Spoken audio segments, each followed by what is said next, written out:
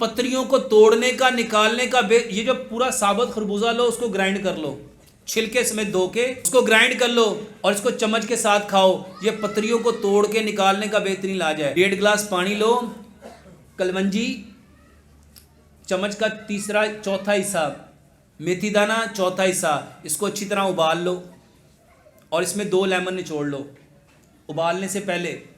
फिर इसको छान लो, इसमें 1 चम्मच शहद, 1 चम्मच सेब का सिरका और 1 चम्मच जैतून का तेल। वल्लाह पत्रियों को तोड़ने का बेहतरीन इलाज है। आप लोग क्या करते हो, उधर से पत्री तोड़ने की दवाई खाई जाते हो, उधर से वो चीज़ें खाई जाते हो जो आपके अंदर पत्रियां बनाते हैं। पत्रियां किससे बनती हैं? सबसे पहले ये जो आप चीनी खाते हैं, ये चीनी से पतरी बनती। कभी आपने सोचा चीनी तो गन्ने के रस से बनती थी, गन्ने का रस डार्क ग्रीन था, ये सफ़ेदी कहाँ से आ गई?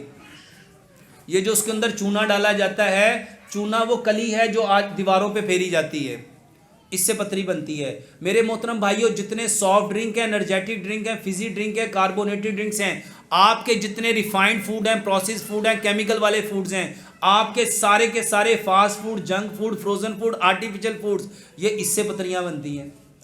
आपके नमक से पतरी बनती है।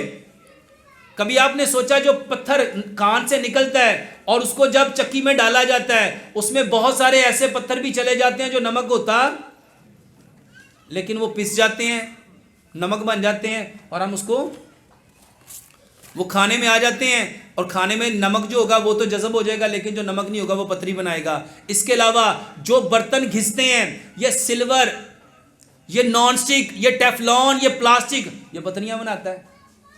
तो सबसे पहले उन चीज़ों को छोड़ो जो पतरियां